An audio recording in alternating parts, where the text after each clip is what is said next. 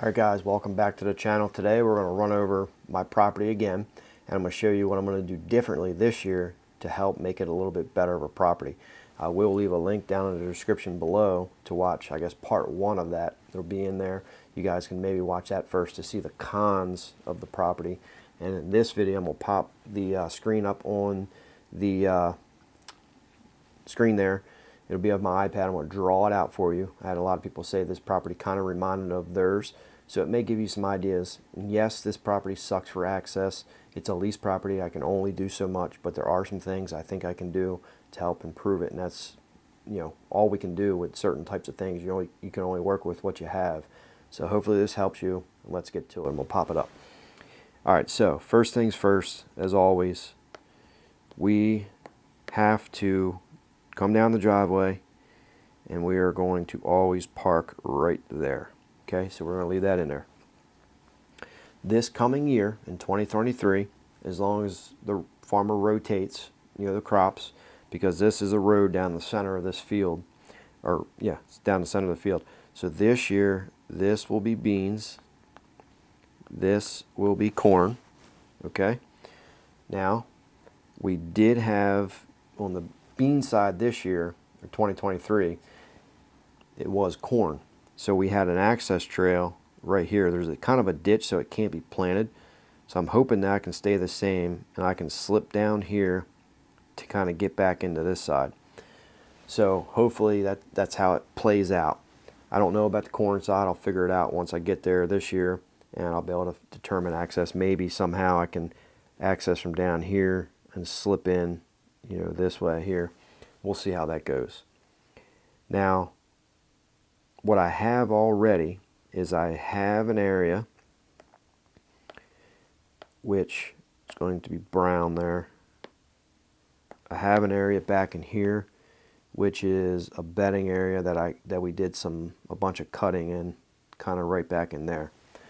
So I'm going to do some more cuttings. There is some areas down in here that I can make some more bedding areas, and kind of like right in here. That's kind of going to be bedding areas. And I think I can make a couple back in here. So I'm going to cut these four bedding in areas in here. We already have a travel route corridor that comes right here, goes through, and it kind of loops back around, which I'm going to make it go through there. It's going to go to there, and this is going to kind of come down and go like this, and this is, I'm going to make one there. So I'm going to add those in. Along this travel route, I actually have a water hole right there. We have a water hole back in there. We have tree stands already here, here, here, and here, and here. Okay, so we're going to leave those in there.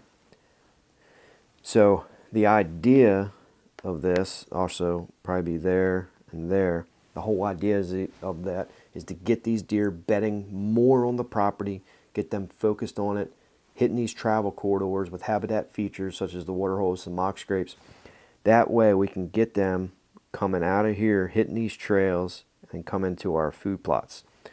Now another goal with this is so critical here, is I need to have food. And the food plots are going to go right here again.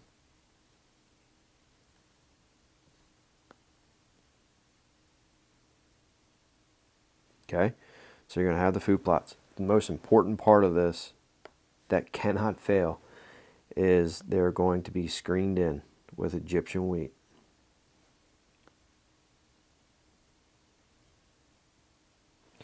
And I'm putting a ground blinds in, probably here, maybe here, maybe here, and here.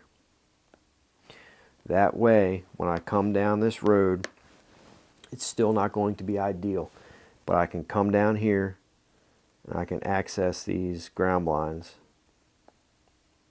somehow, maybe off of here. That way I don't have to penetrate the woods. You don't have to spook the deer. If there's something out in the corn or beans, yeah, it's not ideal. But these deer are in this property. There's so many deer in here.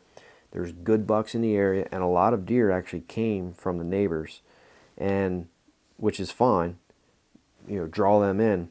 But I'm going to work on some more screening here over in here. I'm going to screen that off a little bit. That way I can get more deer instead of coming in and going this way. I don't want that. I want them to come in here and hit this trail on our features here and work their way around, kind of like this a little bit. I probably will do a little bit more of screening back in here a little bit, and we'll see what happens with that. But I think this will make it a lot better. You know, we can do some cutting here. Can't go too crazy, but I think I can. There's enough, you know, timber in there, good timber that I can, well, not valuable timber, but the right type of timber that I can cut just to create some bedding areas to hold these deer in here longer periods of time, because the problem is the deer weren't bedding there. They weren't bedding on this property, so it was kind of tough to hunt it. But I think a lot of them were bedding over in here and over in here. I think over in here, and we'll see what happens. But this was a ridge system that kind of wraps around straight into here, which is fine. We'll take advantage back in here, but we'll just see how this goes. Hopefully this helps you. This is what I'm going to be working on this year, and I'm going to show you guys on a video series coming up in the next month or so once I start doing the cuttings and working on it, pending obviously weather. I don't want it to be a blizzard, but we'll see what happens. So obviously I'll know more once the spring and summer gets here. And you know, right now I will show you these food plots were in brassicas in 2022 for the fall, but I mixed in clover. Okay, so coming into 2023 springtime, these will be a flush of clover. I am going to frost seed them sometime in late February, early March, just to get more clover. I want to maintain them as clover throughout the spring and summer, just to get some food in there.